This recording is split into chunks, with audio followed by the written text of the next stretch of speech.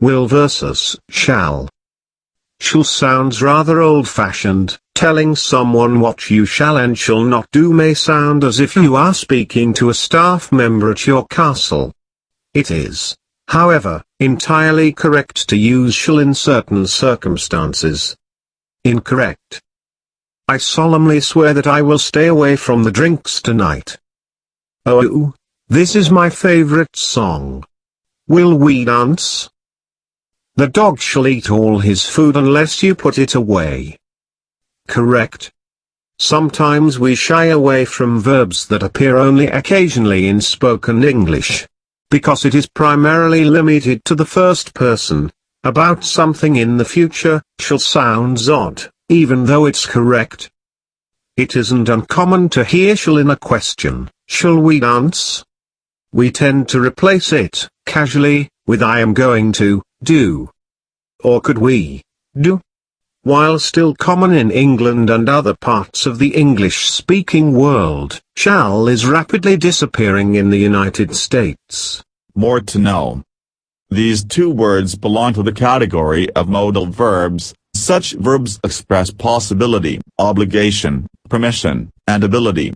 Shall is related to should just as well as related to would, definite versus maybe. Shall and will indicate that something will happen, whereas should and would, the semi-modals, offer the possibility. Note, you will receive bonus points if you stamp your foot while using shall.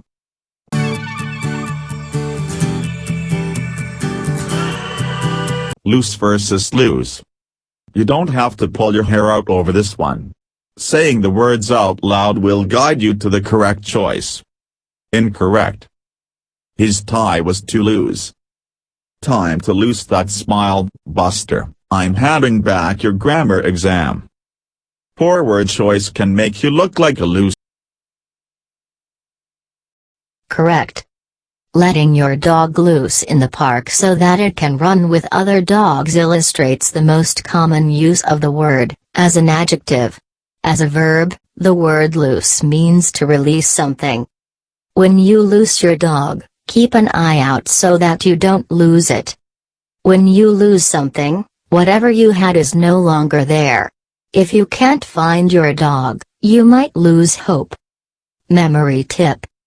Lose, pronounced lose, slows you down when you say it. It is as if you've lost something.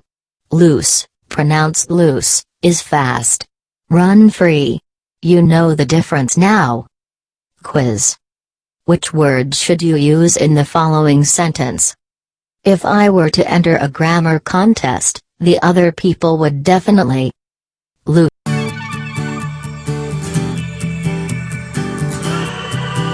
Like verses such as. For such a nice word, like causes a lot of headaches, even aside from its overuse, like, in everyday speech. When you want to provide an example of a category, or offer a comparison, do you use like? Or such as? Incorrect. He enjoys reading poems like On Turning 10 by Billy Collins. A guitar is such as a lute. They refuse to focus on challenging topics like English grammar. Correct. Do you need an equivalency, like, or an inclusive category, such as? Lemons are like limes, limes are like grapefruits. Using such as, on the other hand, gives you an inclusive set of categories. I enjoy all types of citrus fruits, such as lemons, limes, and grapefruits. Like is not inclusive. When you say that you love listening to songs like Singing in the Rain, you are saying that you don't actually listen to that song. You just listen to songs like it.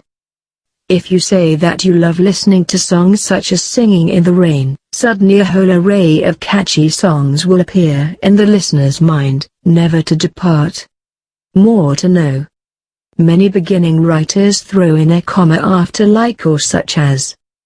He has been to places like Newfoundland and I lived in countries such as Indonesia, Germany, and Ecuador. Include an unnecessary comma. They were perfect without it. Your sentence is either equivalent or inclusive, and that is all you need to determine. Quiz. Should the following sentence include like or such as to be correct? Do I like pie?